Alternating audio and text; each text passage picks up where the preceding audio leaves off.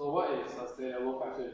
Sustainable fashion refers to fabrics derived from eco-friendly resources, such as sustainability, grown fiber crops, or recycled materials.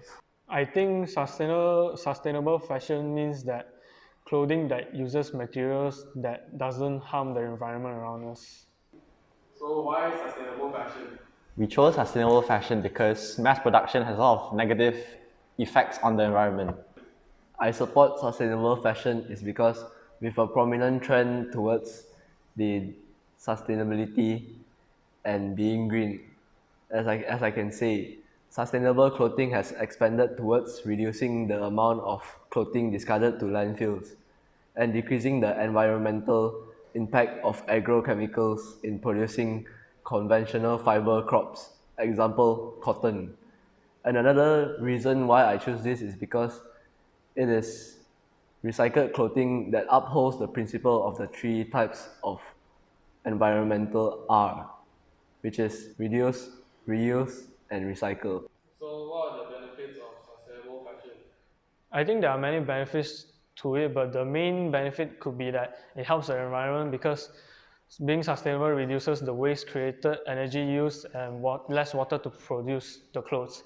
So another reason could be that it supports animal rights because most clothing are made from leather and fur, which requires the death of many animals. Can you elaborate more on the harmful effects of mass production?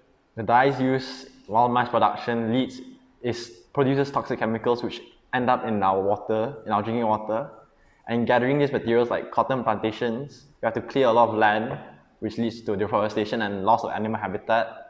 And cotton is a very water-intensive crop, which requires the equal amount of 2.5 years of drinking water. So there are many ways to support the sustainable fashion movement. One of it will be picking clothes that are high quality and have a timeless design. With that, you are not overspending on clothes that maybe last year was trendy, then this year it isn't. So get something that is timeless. Maybe like solid color shirts, jeans, trousers. You don't have to get those flashy pants just to fit into people, you know. And then the second one would be second hand and vintage. So how we support sustainable clothing by buying second hand and vintage pieces is that you're buying things that are already made before. So you're not buying anything new that would support this mass production line. And yeah, you're just helping reusing the clothes. And then once you're done wearing it, you can also thrift it back. It's filming. Hi guys. So right now we're going to canoe. Turn right, then turn right on July. Mommy,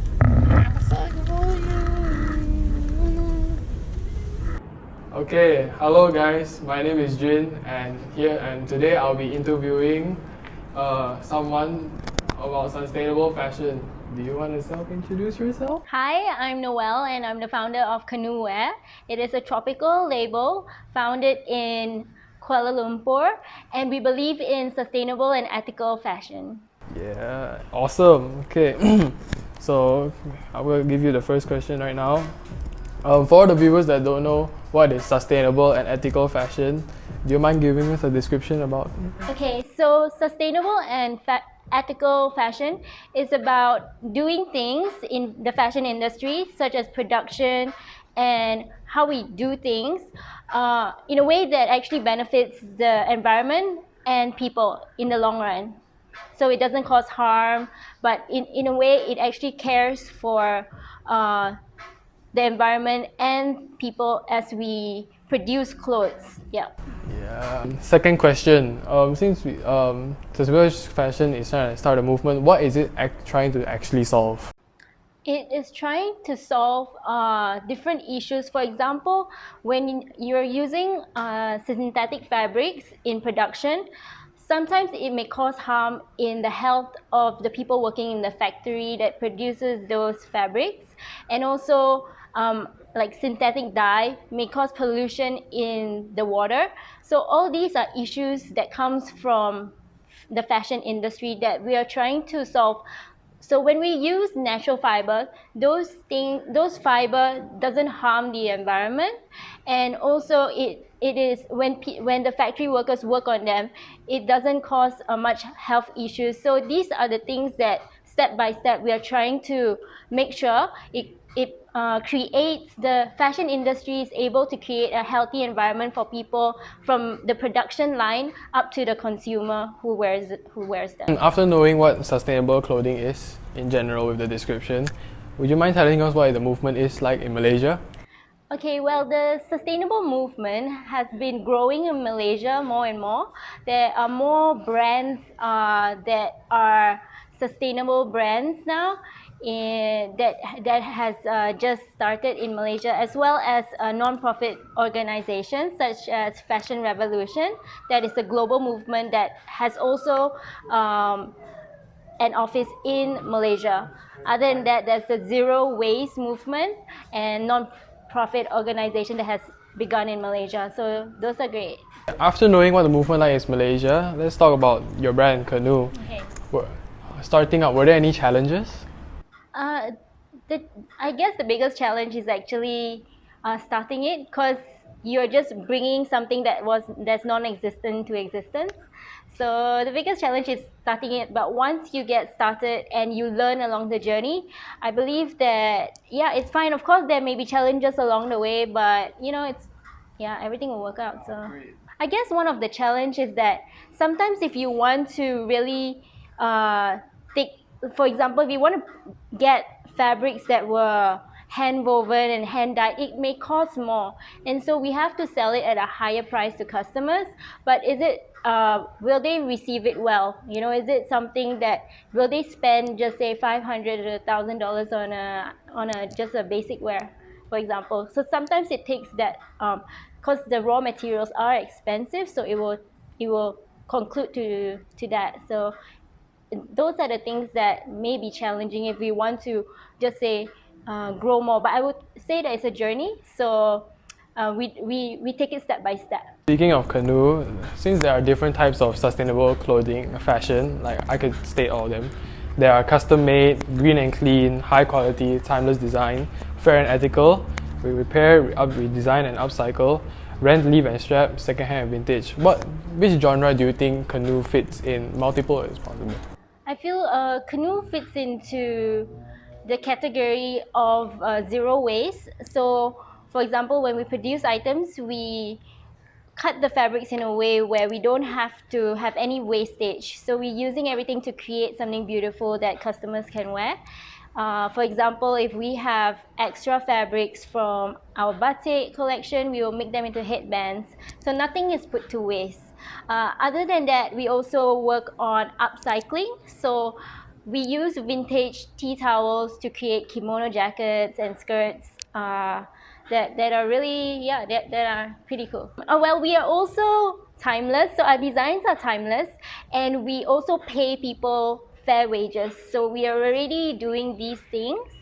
Maybe in the future we would like to work more on maybe renting, swapping Canoe wear between the Canoe customers.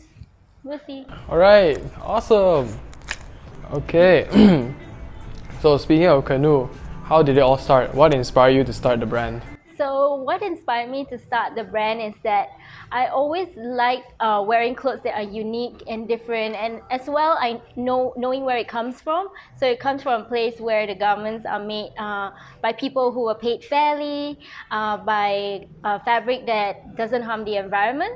So all those elements are why I decided to create Canoe, because I feel that there will be women out there who want something unique, something special, something different that is also good for the environment. So Yeah. Support Canoe. Hey. All right. Speaking of all this sustainable fashion, what is something you wish people would know about sustainable fashion? Something I wish people knew about sustainable fashion is that it doesn't have to be expensive. You can always support local brands that work on sustainable clothing, and also you can go thrifting. Thrifting is a good way to to support sustainability because you are reducing wastage. Yeah. And you can find really great items too. Yeah, then what is something you wish people would know about synthetic clothing, like Synthetic mass or mass production. So sometimes the mass production, you don't know how much wastage is produced by just creating so much garments. The reason why people do mass production is that the fabrics that they use, sometimes they are also synthetic fibers, so it's cheaper. As well, if you produce a larger quantity, it's also cheaper. So the reason is actually more of profit based, but it may be harmful to the environment in the long run because of the amount of wastage, as well as and the fabrics that causes harm to the people producing it. So yeah. Okay, that's all for the interview. Thank you so much for your time. I wish you all the best for your brand. And yeah, fighting, handshake. Thank you. Thank you. Okay, let's get out. Oh.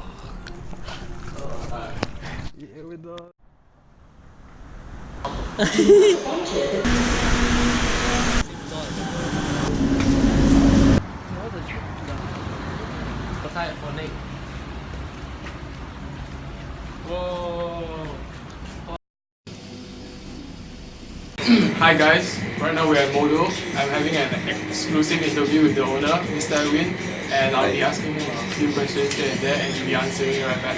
So without any hesitation, I'll start with the first question. So Mr. Edwin, what is Modo as the brand, as the name? Modo actually we've taken is actually a Japanese name, meaning fashion, you know. So in other is let's say in English is something like a mode or something like that. So we found that this name is quite nice, or you know, instead of the Japanese meaning is there, so we choose the name for the shop. Being in Modo, having so much stock, where do you guys source your clothes? Usually we have friends or agent, you know, in Japan and other country. So every time when he managed to get some nice stock, they will like WhatsApp me or they'll contact to contact me and let me check whether it's okay, price okay, then I will bring it over. Usually I will wait until we compile all the stock and maybe 3 months, 6 months, then we ship over. Right nowadays is very difficult compared to 2-3 years ago. See now in this market, everywhere, you know, around the world, they are very popular. You know, they are looking into all these thrift shop for all this fashion. You know, pre-loved fashion, because some really are the rare items. So for example, in Japan, 2-3 years ago, you can still get some nice one like those Babe Stuff Supreme or some undercover. But currently for me, I think it's a bit difficult because the Japan also they need that. You know, Japan also they need it for their own vintage shop or thrift shop, you know, for them to sell. So it's very difficult, and the price right now is getting much and much higher. You know, even in Japan, the second-hand one, the bed hoodie, it costs you about, after convert back to RM, is about 1,004 ringgit. So retail are selling 1,006, but they are selling 1,004 in as a pre-loved item. So for me, it's yeah, you still have the chance to get, you know, and but you have to take a longer time, not like those 2-3 years ago. So, but right now, I think the new generation or the those auntie are more open one. They can accept all these pre-loved item. So I have a lot of customer, also Chinese auntie, and a lot of customer from the student, you know, like Sunway, Inti, you know, Taylor. Also, they're coming over here, and they are Chinese, and there are some the foreign student, you know.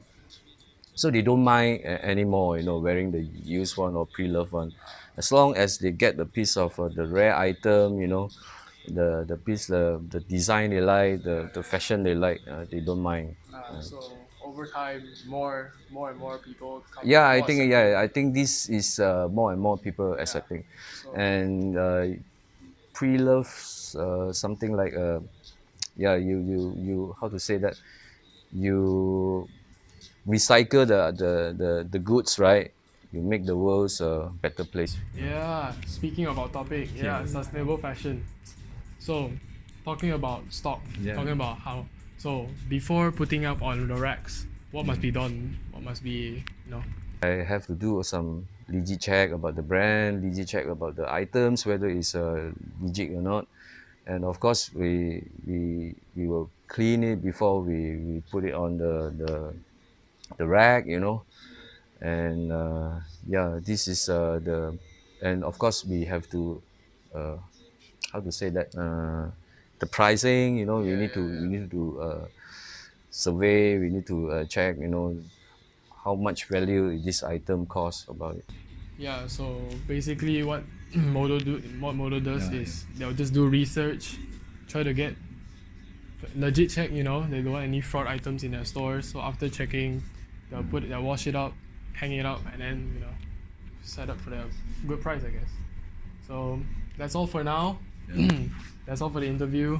Thank you so much for your Thank you, time. thank you. Yeah. You're welcome. Please come by to this store. It's very nice. The owner's friendly, open. Come chat with him or something. Get something, take something home. Thank you. Yeah.